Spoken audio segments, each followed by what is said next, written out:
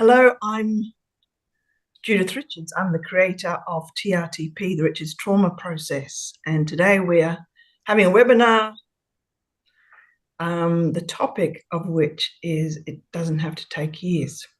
We're talking about therapy, of course, and resolving trauma and trauma-related issues. Let me introduce to you the panel.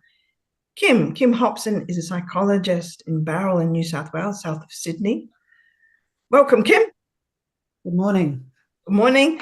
Everybody. And Richard Fay, psychotherapist, counsellor in Brisbane, Queensland, Australia. Welcome, Richard. Greetings. Good to be here. Yeah, Kim and Richard are both practitioners of TRTP with some years' experience. Today we're going to talk about what the topic is. It doesn't have to take years to resolve trauma-related issues. So, Kim, starting with you, tell us a little bit about yourself. How long have you been doing how long have you been a psychologist? I've been a psychologist in Sydney for close on 35 years, and it's only recently I moved down to the Southern Highlands. And of course, in that time, I worked a lot with people with trauma and complex trauma, and as well as working as a couples therapist. And in 2016, February 2016, I did the training, and it turned TRTP. everything for me. Yeah. Right. Thanks for that, Kim. And Richard, tell us a little bit about you. I am a psychotherapist in private practice in Brisbane. I have been doing that for the last 15 years. My other hat has been ambassador for the Centre for Men and Families, which is a not-for-profit charity. I was also CEO of that organization for many years. And I, like Kim, see all kinds of presentation of trauma. For me, it's much more of all the ways in which childhood attachment or developmental trauma shows up in adults. And it's alarmingly and surprisingly pervasive with clients with 4+ adverse childhood experiences. Right. It says it all, really, doesn't it? And when did you come and do the training? Yes, sorry. That was January, February 2020, just before COVID hit, face to face, which was wonderful. But what a sell for my work, my practice, as COVID happened, and we all went online for a while, and often many of us continue a lot of online work. And the beauty of TRTP is I discovered it works just as well in telehealth in Zoom as it does face to face. Yeah, it does. In fact, some prefer it, clients Yes. and practitioners. And so here's the next question for you both, and we'll get you to go first, Kimmy. You said you were working in complex trauma and trauma before, and Kim now, and for many years, has been dealing with some of the most horrific stories from clients, the most horrifically impacted clients in Australia, really, referred by psychiatrists and neurologists. And Kim, what were you doing before? Yes, well, we were talking about this earlier, and I'm trying to remember what I did before. So I'd certainly had training in trauma. I'd trained in EMDR back in the mid-90s. And as I trained as a psychodynamic psychotherapist, I had the training for trauma there. However, I found that it took so many years, and I found myself feeling more and more despondent because it took so long. And for some people, many people, I don't know really how many, it actually wasn't working, wasn't very beneficial. And then I remembered one client in particular when I first did the TRTP training. She was one of my first clients. I'd been working with her for many, many years, almost embarrassing now to say. And she'd come and go in therapy, and we'd do some work, and then she'd go, and her life would start to change incrementally. And then I was never able to shift the shame. And then she came, and then I did TRTP. I did TRTP, shame shifted, and that was the end. And she came back, I think, a little while later, and she said, I don't need to come and see you anymore. If I have any life, ongoing life issues, I'm going to go and find someone else. But I don't need to see you anymore. And that why was did she not need to powerful be you because she was all the attachment issues. She had a lot of difficulty there. But after TRTP, it was wonderful. And that is a gift for me. Seeing my clients quickly, certainly a lot faster than the traditional methods, get a life back. And it's life-changing and life-affirming.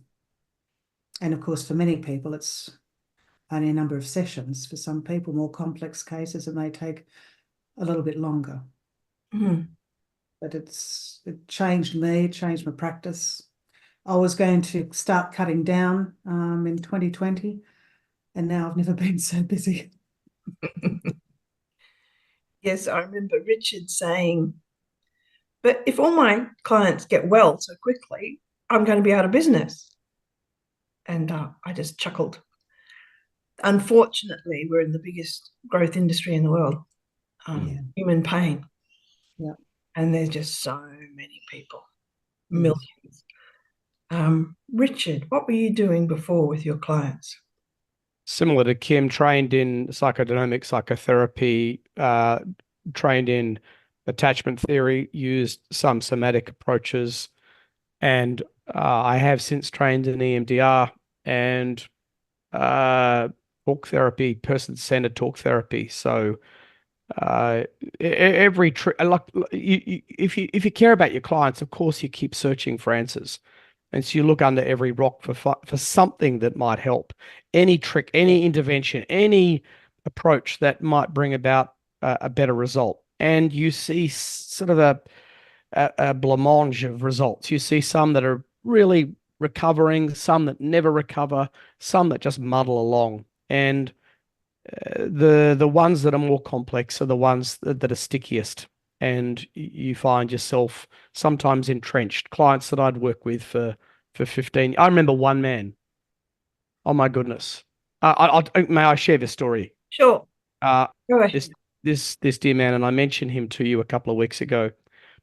He came to me 15 years ago as a little 4-year-old boy. He'd been sold into a pedophile ring. Dad took him to the local hall on a Friday night where a whole bunch of men did what they wanted with him.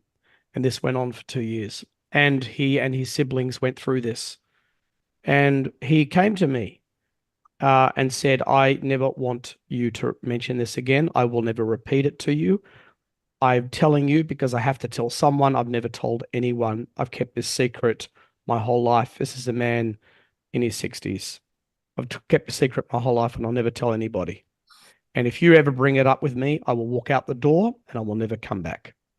And so I had a vow of silence around that issue, but every presenting issue, physiological, psychological, emotional, relational, mental, his whole life was shut down because of something that happened when he was a little boy.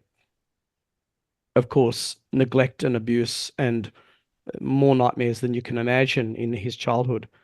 And I worked with him for 13 years until I had trained in TRTP and I waited for the moment. And I said, I know you might walk out the door, but I have now got the tools to do two things. One is to shift your trauma quickly, and secondly, safely. You will not get re-traumatized by this. Do you trust me? Would you like to look at it? Well, what he had lived with chronic pain the last 15 years. That chronic pain is now completely under control. He's off all his painkillers, all of them. He was on, Oxycontin and Endone and everything. He's off them all. He's living his life. He's grounded, calm. He's got his life back. And that all happened in the space of 3 sessions.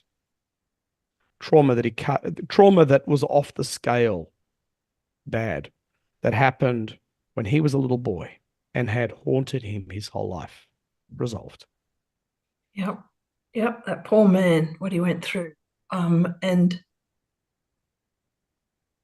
so many of the clients that I saw when I was in practice were at that extreme end of shutdown and just floundering in so much pain. And of course, it expresses itself physically as well as emotionally, psychologically, and pervades the person's whole life. And to see them walk away well, because you were about to retire when we met. I'm done feeling unable to have my empathy for my clients bring about a resolve. And I went, I think there are better things I could do. And I had been told that if you've got complex trauma, if you've got PTSD, it's going to take years. Well, most of my clients don't want to spend years on their trauma. They want it gone or they want to avoid it. And they don't have the money to spend years on it. My client who I just mentioned, he would never have gone anywhere near it if he knew it was going to take him years to get through it. It had to be resolved in minutes, literally minutes. Mm. I mean, it had to be safely, powerfully transformed within his whole being in the space of minutes, or he would never have touched it. He would never have gone near it. And so, yes, I was near retirement because I hate that. There's nothing worse than feeling a client's powerlessness, knowing that you can't do anything about it. Because it's not my powerlessness. I'm a professional. I was calm and grounded. I'm doing good work. It's the client's powerlessness. And that impacts the practitioner, of course. Cumulatively, it does over a period of decades. Absolutely. And that's, for me, it was the cumulative effect over decades, which is what led me to give up the long-term work and look for something that was going to be more effective short-term, so I could start easing my way into retirement. Mhm. Yes, Cumulative and effect of working with people with trauma and not having the results that I would want from a client, and of course my clients want, is doesn't leave you in a good space. So doing TRTP, and when I speak to people and they say, doesn't it take it out of you? I said, I actually have the opportunity, particularly I have a lot of older teenagers I see as well as adults, and to see them, these people who've had numerous hospitalizations, who very serious mental health problems, and doing TRTP, they actually say, I didn't expect to live. I didn't expect to get to this age. mm. They're 18. When they're 13, 14, they'd made a decision they were going to die. Mm. So to hear that, of course I want to work. It's just so life-affirming. It's so exciting, and I just love the work. And that's something that people will find when doing the training. We are really enthusiastic about it because we're seeing these sorts of changes. We're seeing people's lives completely transformed, and it is exciting. It's addictive. Yeah. It kind of becomes normal. I have to share this story. So I spent all of last week in training in other trauma therapy in MDR training, and I asked the question of the lecturer, how long is it typically? And it's roughly somewhere between 1 and 2 years of fortnightly appointments for complex PTSD to get resolved. And I went, and everyone accepted that that's okay. And I calculated that would be $12,000 of my client's money and a whole roughly 1 to 2 years of their time. And in the midst of processing this, I saw a client last Friday who I first saw on the 28th of May last Friday. I think it was the 16th of June, something like that, 18th of June, whatever it was. And it was a celebration. He had the most horrible complex trauma from childhood. He comes into my room in late May. And in mid-June, he walks out of my room celebrating his life. He says, I might have 20 years of life left, maybe only 15, but I get to live them now. He's in tears in front of me. And he's saying, you have given me my life back. I said, no, we have done this work together. you now have your life back because you know who you are and you get to live it. You get to experience it.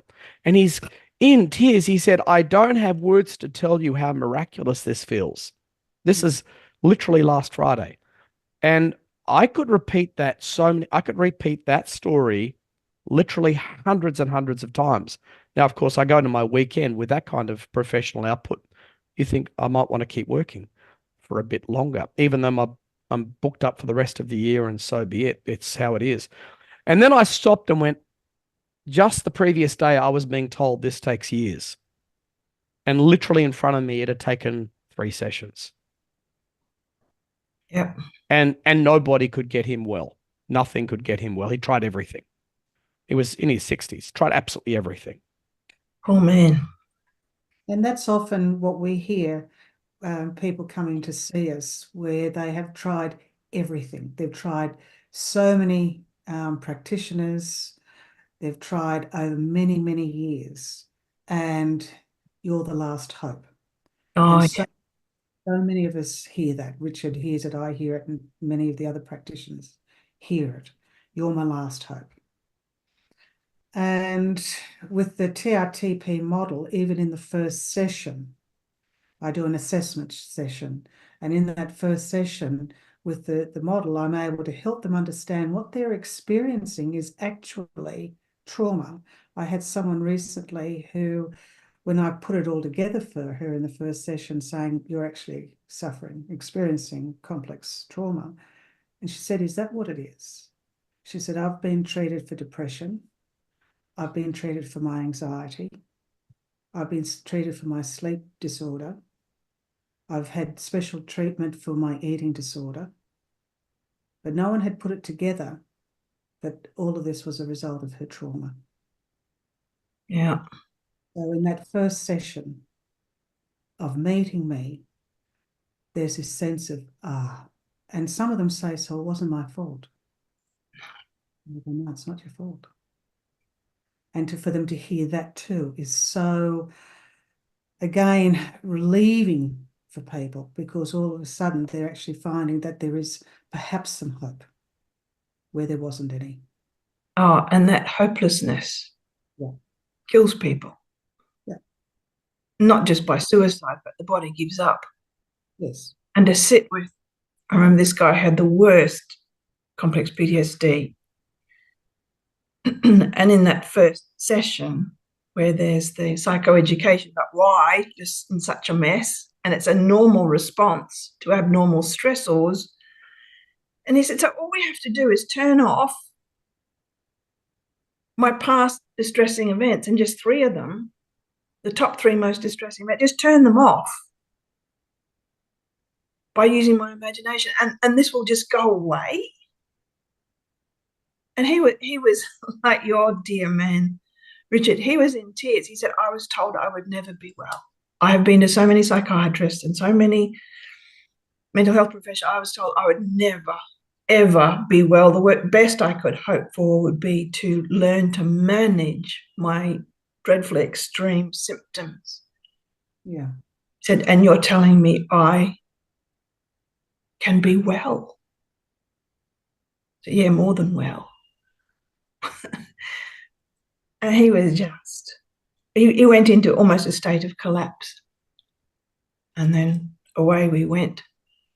I said, you'll know that you're done because by the end of this, you'll be able to talk about what happened to you with no distress at all. And that's what happened. And he just couldn't believe it. Yeah. And when it doesn't work, it's a surprise.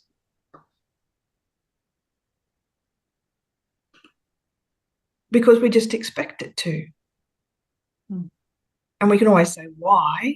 We can always point to why, but it's just so rare. It's just so rare. Richard, you're involved in the research. It's taken us many years to get going, and we are finally at the point of having embarked upon the pilot study. Yes. So if there's any clinical psychologists, you know you want the evidence basis. So all I can say is that because this is innovative and new the evidence basis is coming. I have been part of a pilot study with the University of Melbourne where 20 consecutive consenting adult clients who had elevated PCL5 and DAS42 scores and went into the process and with me, and the outcome has been phenomenal to say the least. And I said to you, Judith, no pressure on me because, of course, I'm not going to cherry pick these. They're just going to come in my door, whoever they are, one after another, and I'm simply going to offer them TRTP. And whoever they are, whatever their story is, if those criteria were met, and I'm going, well, it's worked for all my other clients, so there's no reason it wouldn't work for these, but we'll see how we go. And of course, one of the researchers said to the head researcher, it's hard to believe these results. So it's coming. And of course, that's now that pilot study is going to develop into something much, much larger. And then there'll be study ongoing for many decades to come that will demonstrate what we therapists have discovered ourselves anecdotally, is that it's pervasively, consistently, incredibly effective. 92% of my clients have profound outcomes, and I can identify upfront now why the 8% who don't won't, and I can tell them upfront. And it's usually they end up back in a relationship with someone who's not good for them, and they don't pay attention to me. I go, well, there you are. And I can also deal with that very quickly. As soon as they make the decision to get into a place where they're in a good, safe relationship or not in a toxic one, they get well again straight away. Yeah. Yep. The environment. Yep. Environment. Take a sick fish out of a sick pond, clean it up, put it in a clean pond, it'll thrive and grow. Sick fish, sick pond, clean it up, put it back in that toxic pond, it'll get sick again. But here's the thing, 92% get well, and they would have called their pond toxic before they got TRTP. After it, they go, oh, that angry partner of mine suddenly seems like a darling. That disapproving mother suddenly seems like my best friend. Because the trauma was the filter that made them see themselves as victims of what happened in their childhood. Yeah. Yeah. Can you just explain what those measures were that you were looking at, the PCL and the DAS? So the PCL5, PTSD checklist 5 from the DSM-5, and the DAS42 or DAS21, which are just two psychometric assessments to assess whether there are elevated levels of stress, anxiety, depression, embodied trauma in the client, so that we knew if there were moderate or higher levels of embodied trauma in the client, that there was something significant to deal with, and that they're the ones we wanted to measure first. We didn't want just bread and butter generic stuff. We wanted to know that the client had trauma. And so that we could actually test whether TRTP was effective with the deep end of the pool in regards to trauma. And because that's what we wanted to know. And the evidence is, as I said, still to be published, still on its way, but has been collated and has been compelling. Yeah, thanks for that. I just wanted to add something else too, as I had a client come to me and I said, how did you find me? And they said, oh, I'm on the fibromyalgia sufferers Facebook page for Brisbane. You're a bit of a celebrity on there. I said, I am. They said, yes, you know, lots of clients have come to you and their fibromyalgia and chronic fatigue has just disappeared. And I say to them, well, I'm actually not here to treat those things, but I do have aspects of TRTP that will directly address them. It's the trauma that's underlying it that's the issue. And if you're coming to deal with that, then you can expect those results. Yeah. And they do. And Yeah. I would honestly say to you, Judith, that's not possible. But it happens so repeatedly. Clients, chronic migraines every day of the week. One client, 25 migraines a month for 30 years. No migraines at all now. None. Gone. And she was treatment resistant. Every treatment she tried, and she tried everything, didn't work. From the age of 10 to the age of 40. Did TRTP, gone. Yep. Well, sorry. Crohn's disease, irritable bowel syndrome, lupus, psoriasis, you name it. So many of these diseases are trauma related. Absolutely. And in Bessel van der Kolk's book, The Body Keeps the Score, he talks about the connection between trauma and so many of these illnesses. Yeah, so fibromyalgia, chronic fatigue, lupus, it's it does us good as practitioners. Anything to say about that, Kim or Richard?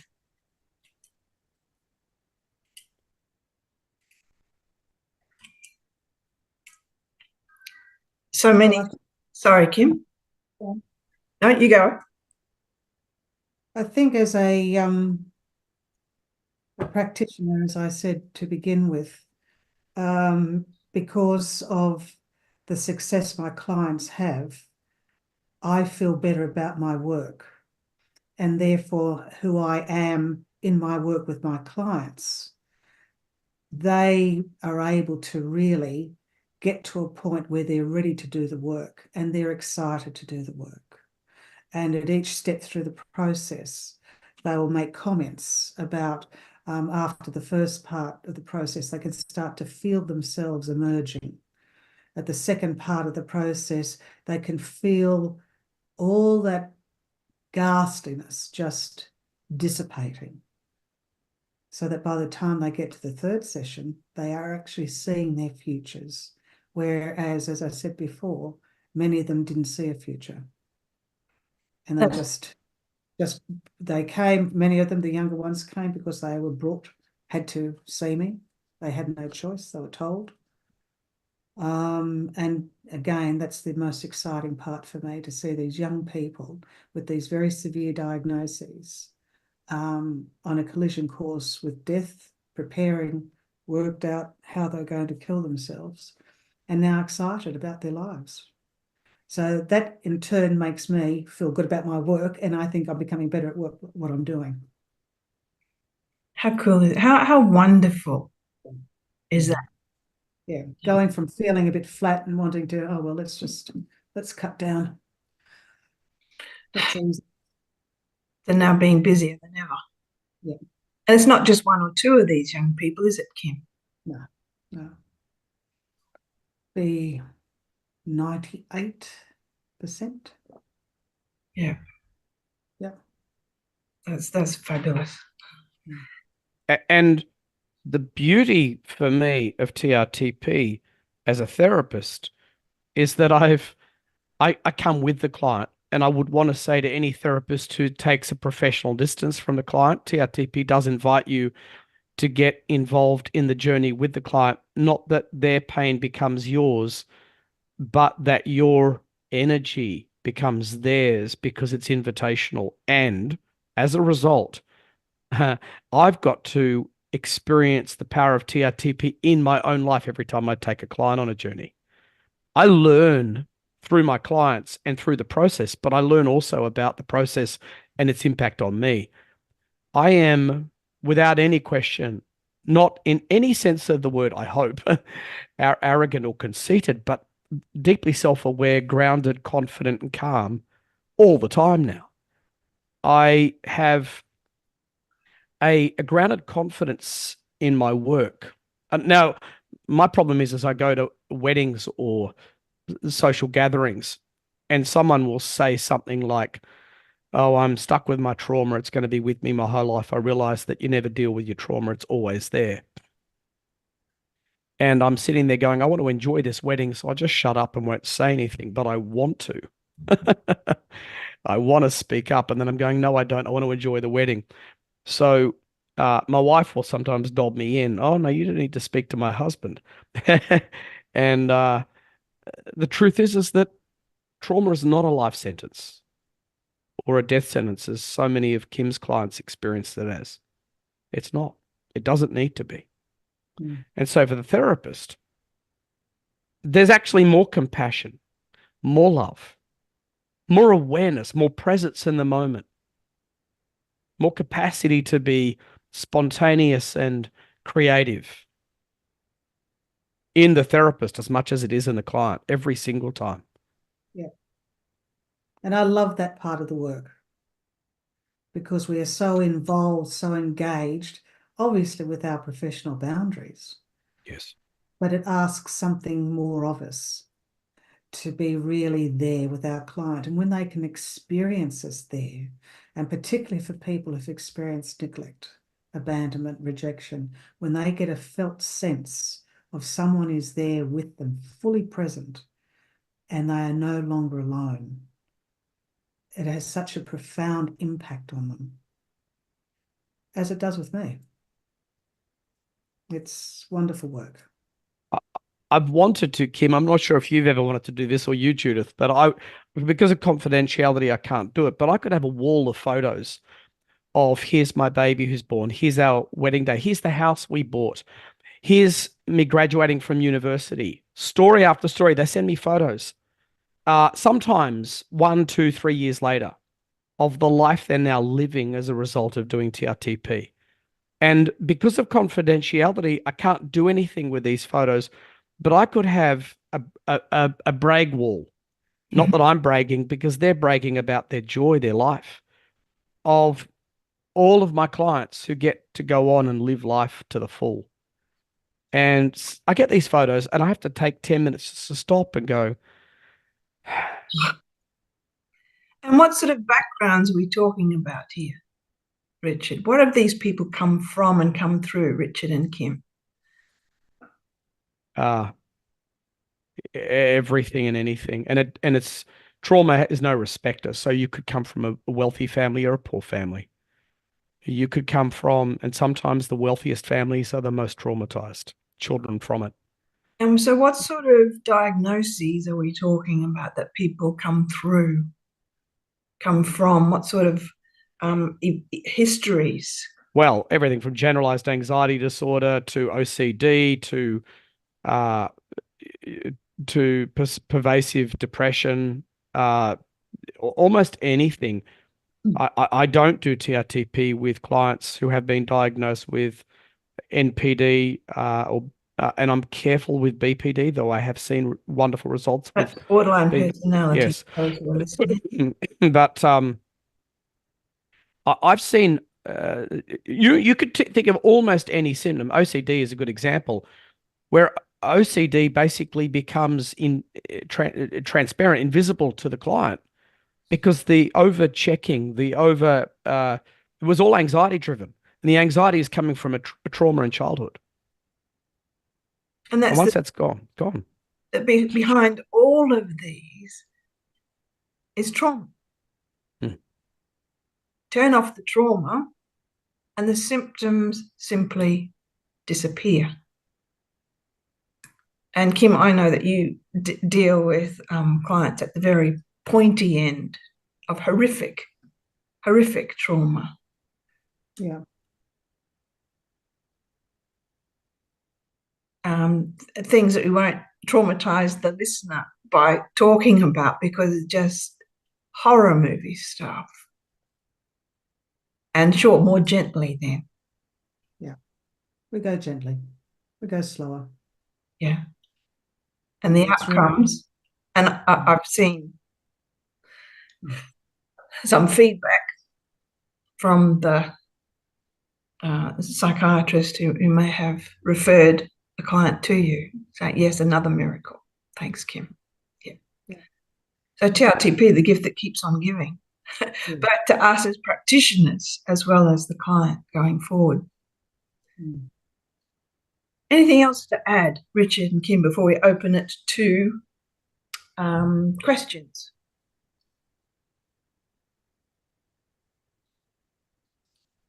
Happy to talk to answer any questions that people might have. Yeah, me too. Okay, let's do that. Any questions? If you would like to, anyone attending, if you could type in on the chat any question that you'd like to ask him or Richard or both. And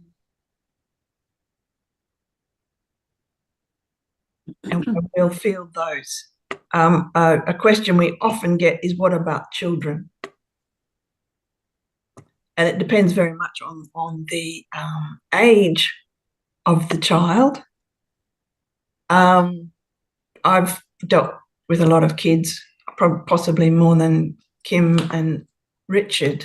And so if a small child, what we do is we work with the parents. We always, with the child, even if the child's a teenager, we always work with at least one caregiver, one parent, because it goes back to that pond. Sick fish, clean it up. We have to be able to put it into a safe, clean pond. So it's so important to work with at least one caregiver, one parent, before working with a child. We often, with little children, up to about the age of 8, we teach the parent how to work with that child. It's very gentle. It's very, children respond so quickly and so deeply. And we work differently with children. TRTP is available but for children and teenagers, but we work differently with them. If they're an older teenager, of course, which is what Kim works with, big part of her clientele, well, it is TRTP, and we go slowly. How does, Chris, how does TRTP differ from imagery rescripting? I'm not familiar with imagery rescripting. Are you, Richard? Are you, Kim? No? Sorry, Chris. We don't change the script. I'm imagining that that's giving the image, the imagination, a different script. We don't really do that. How does TRTP differ from clinical hypnosis? Oh, in every possible way. Let's just talk about that. Hypnotherapy. Let's just talk about hypnotherapy. What is required in hypnotherapy? In hypnotherapy, the client is taken into a state of complete physical relaxation.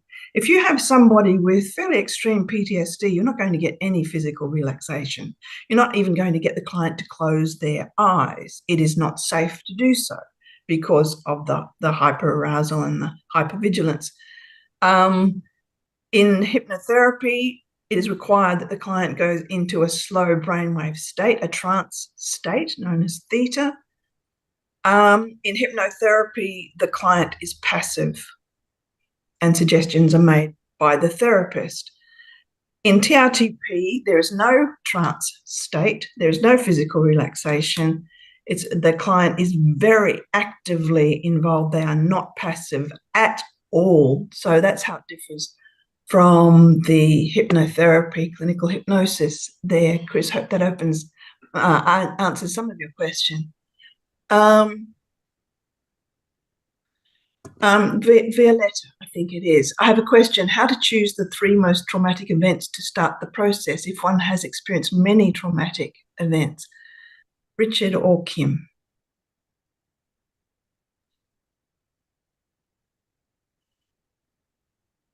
That's the work of the therapist, and we're trained to identify the 3 most distressing events.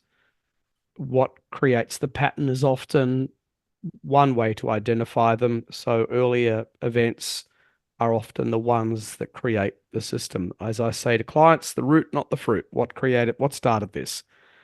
And that's a whole part of process in the training. And I want to say that if you come through the training, you will know how to identify the 3 most distressing events. You collaborate with your client, of course. And every now and then a client will have a very strong sense of one. But most of the time, we know. Almost always, I know. And very rarely do I miss these days. Yeah. And if I do miss one, I pick it up in the 3rd session and it's dealt with. Yep. Thanks, Richard. Kim? And also, it's such an elegant process. It's a very clearly defined step-by-step process. The second step of the process is to deal with the traumatic events and take the emotional charge out of it. And we get the information, we give them pre-work or homework, and there's a series of questions that they answer there, including listing distressing events. And so we're starting to get a picture of what's going on for them. And as Richard said, we can then start to see patterns. And then in that collaborative way, and we only deal with this in the second part of the process, when we're about to deal with the trauma, that we collaborate with the client. What is the most distressing event here? What's the next distressing event? And then we deal with those. So it's very clear, it's very simple, very prescribed, and it works. Thank And you. if someone comes up with something else afterwards, it's not uncommon either. Oh, I forgot about this. I want to include this. So we include that too. And we Mm, work that. Thank you. There's one here, but from Amanda. If you don't work with people with NPD, would you work with their partners or children? Richard. Yes, always, but only if the person with NPD is stabilized, probably doing some DBT with a psychologist, someone who's going to be aware to an extent of their borderline, and then definitely work with their, and I have done TRTP with partners, ex-partners, and children of people with borderline, 100%, because borderline will often result in emotionally volatile situations, threats of suicide, and so on, which are deeply traumatizing for anyone in close relationship with them. And often people get into relationships with people who have BPD because they have their own unprocessed trauma. It's just a nature of trauma. It attracts trauma. So the answer is yes. Yes. Thank you, Richard. Susie, anxious to know if an unwilling person caught in a trauma, addiction, violence cycle, too traumatized to function normally and ask for help, or simply not capable of getting help. Okay. Susie, it is part of the cure to wish for a cure. If someone is unwilling, I'm not sure if you're saying just anxious to know if an unwilling person caught in a cycle. If a person is unwilling, they're not a candidate for TRTP. Any comments on that, Kim or Richard? Absolutely agree. And that's what we screen for in that first assessment session to see if they are ready to do the work. And we won't do the work if they're not. And with some of my clients who've had very traumatic experiences, they don't feel ready yet. So I work with them until they do. Right. Thank you very much. And TRTP is part of their treatment. And so I'll do work with them, help them, prepare them, do the work we need to do, and that's all around safety and the attachment issues. And then we'll do TRTP when they're ready, and then post TRTP, there'll inevitably be some more work to do. But we clear the trauma when we do the TRTP, but it is essential that they're ready for it. Otherwise, it doesn't work. And I tell them that. And again, the training helps every practitioner know how to screen a client. So if there are unconscious secondary gains, reasons why the therapy might not work, we can identify them upfront with the client before we start. All of those are cleared out of the way before we go in, so that we don't have them suddenly hijack and sabotage the process. In fact, if anything, TRTP's processes are most thorough around client readiness than almost anything else, so that there is nothing blocking the process. Yes. So client readiness is foundational. Susie, you've said here, you've mentioned before that someone was made to do the course. No, we don't make anyone do TRTP because there's no point. They won't have a good result. This person is simply not capable of seeing themselves outside of their trauma. Well, the person has to, in order to be a candidate for TRTP, not everyone is, but in order for a person to be a candidate for TRTP, they have to want to be well. Anything to add to that, Kim or Richard? Well, just agree. It's like any treatment. If anyone's told they have to go to therapy, any therapy, then they're of course not going to get anything out of it, and it's a waste of time and money. And I'm very clear with that with clients. And as Richard says, we screen very carefully. We can identify secondary gain, and if the client is ready or not, and we discuss that with them.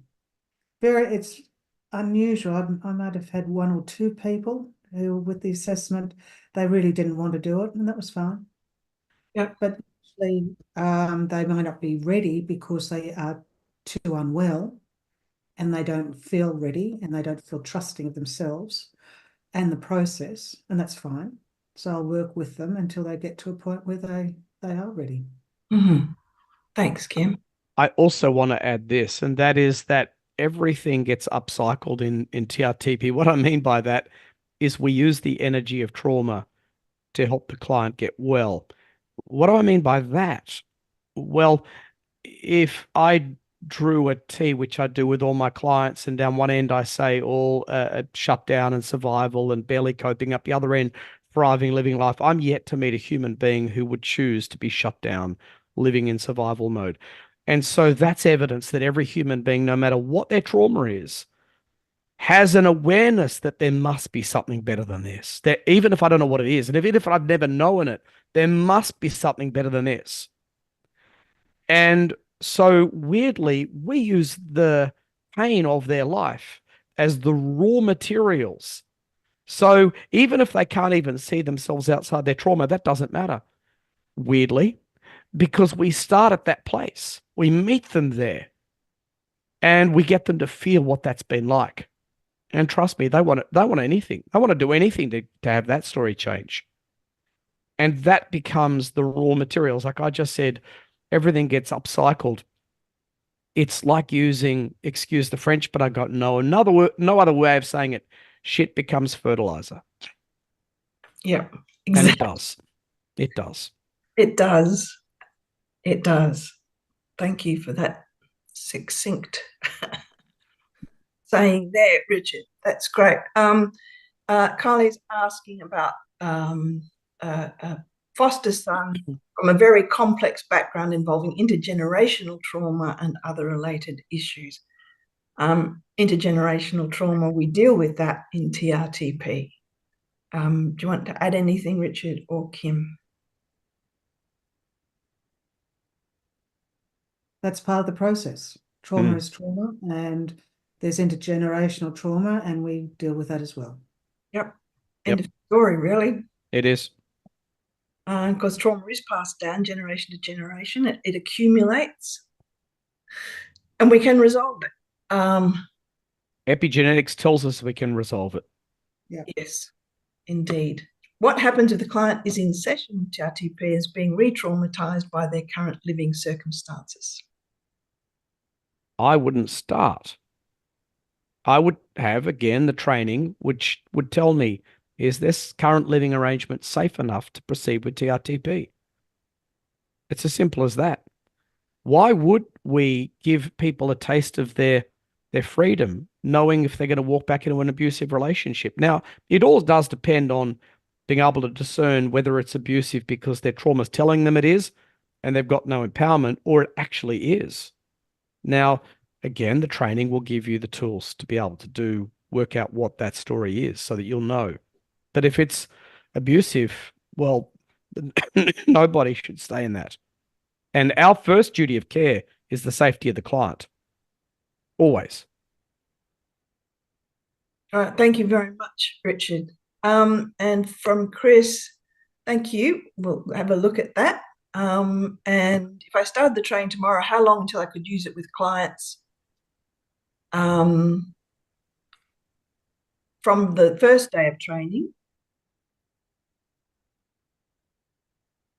about 6 weeks to start with clients with low level, just clients suffering from anxiety and depression, not pointy and mental ill health clients. So from the 6th to 7th week of the training, you could begin with those lower level clients. It just makes sense, doesn't it, to not jump in the deep end with something that until you're very familiar with what you're doing. That can be a very irresponsible thing to do. Some other questions here. I just wanted to say I'm a psychotherapist and counselor, and I see extraordinary outcomes. You don't need to be a psychologist to have extraordinary outcomes or to train in it. A social worker with mental health training, a nurse with mental health training. There are a lot of approaches to this. A lot of approaches. If you're not sure, just ask TRTP and they will help you through that process. Yes, and we also have coaches, life coaches, etc., who don't deal with pointy end mental ill health, refer on for that. And of course, everyone has their stuff. And so we have life coaches who work with high-end athletes, performing artists, entrepreneurs, and of course, there's imposter syndrome, there's perfectionism, there's lots of issues that are not pointy end mental ill health, low-grade anxiety and depression, for example. Okay, just coming back here, checking that we've answered all the questions. When does the next training start? Yesterday, Jane. And then there's another one in September. There have been a number of questions here about the training. The training is currently a 12-week program. We have students from all around the world. You do not have to come to Australia to do the training. We used to have to do that, but you don't anymore. So it's all available online. It's live online, as well as modules that are learnt online in your own time, as well as online workshops. There are 2 of those over 2 weekends, which are doing workshops. At the end of the 12-week training, it's not the end. We don't say goodbye, that's it, see you later. There is a large practitioner community that is ongoing, where there's continual professional development, continual community, continual support, continual learning, and real community. Someone's asking how much does it cost? I don't know. I'm sorry, that's not my area. I just teach this TRTP. The best thing to do is to, if you're interested in more information, could you just type in interested? So type in interested and Lisa will be in touch and will send you further information. Another thing that you can do is go to the website, and I will just share screen here. Thank you, Catherine. Thanks, Debbie. Let me just share screen. If you go to the website, trtptherapy.com, trtptherapy.com. Here we are on the website, trtptherapy.com. Go to I'm looking for TRTP training, and then book a 30-minute call with Lisa, and you can put in the time that you would like, etc., etc. But we'll send you a link at the end of this webinar so that you can just click on that and go and make a time, and Lisa will be in touch and will send information, Lisa and others from the office.